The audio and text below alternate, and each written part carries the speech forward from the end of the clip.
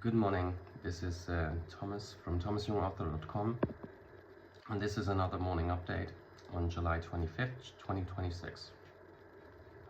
And today, in the past couple of weeks, or past couple of days, I talked a lot about the gay world and how criminal it is. And the world of prostitution and sexual promiscuity is not as innocent or as fun, as it may look from the outside. In my last essay, I've talked about, there was once a better time for this. There was a world, and an infrastructure where you could live, sort of a promiscuous lifestyle without, where you could be anonymous and where there was not constant danger when you lurking, and where there were not constantly people managing you or controlling you or keeping an eye on you. That has really changed over the past 25 years, at least in this country. And today I want to talk to you a little bit about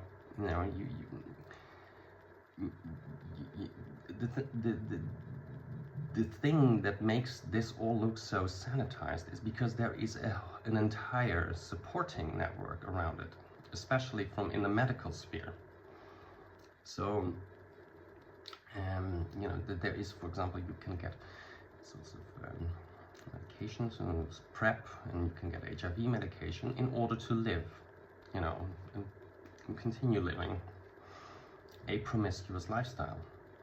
You see, and on the surface, this looks all wonderful. Oh wow, I get all this free medication, and so it's for gay liberation, and it's wonderful. Get this for free. Aren't we living this wonderful society? You see, but the thing is, these things are not for free. What the people, those doctors and their supporting staff, want in return from you is your information. Who do you sleep with? How often? What are you going to do? They want to know.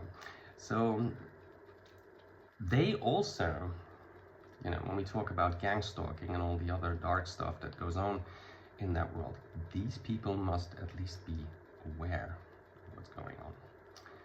And I'm going to tell you a little bit about my personal experiences with these people. Because yesterday I talked a bit about my problems with a certain psychiatric facility in this town, and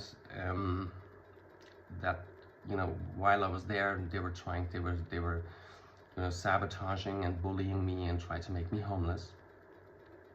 And while I was there, at some point I got a new doctor assigned to me, a psychiatrist, and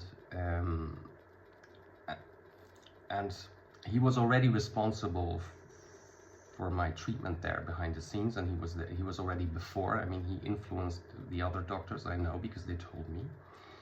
But the funny thing you have to know about him is that when I lived in another place, I lived before I lived here, I had a relationship with his husband, a sexual one. I met him a couple of times. And not only that, I was also, sleeping with a young French guy, who he was sleeping with at the same time. And that's why I know it is him, because he gave me his name and his profession. So it must be him. And then when I lived in that other place, there was another guy who was basically an illegal immigrant, who was for a while trying to befriend me, and but at the same time was trying to intimidate me. And he was also the reason I had to leave that place, because at some point it got so scary that I got institutionalized, because he and his criminal friends pulled some tricks on me. And I also have a feeling, but I'm not entirely sure, that he is linked to the psychiatrist and his husband.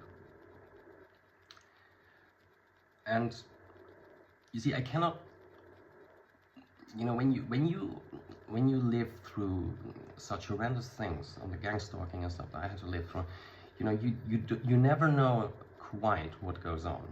You know, you have to trust your intuitions. You have to, you know, but I can see what is happening. I mean, remember in the 1980s there was this movie called Ghostbusters, and I think that is what gang stalking basically is. It is a form of ghost busting, and they saw me as a ghost that needed busting. And it's not only the criminals involved, there are also a lot of professionals involved. There are huge networks now that do this, and they are in psychiatric facilities. They are everywhere on all levels and all things. So yeah, so, and that's also why they don't give me that psychiatric facility doesn't give me the information. And I basically told them, I had a talk with them a couple of weeks ago where I told them this, you know, about the psychiatrist and his husband, and that he must have known me. I mean, that is not, I mean, that is, well, at least highly unethical, but they don't care. You know, they know and they don't care, and that's why they keep, you know, bullying and harassing me and intimidating me in order to not make this an issue. And then there are some other doctors. These are the doctors that give you these wonderful pills. You know, my HIV medication, or they give these people these free PrEP pills, you know, in return for all the information you provide to them.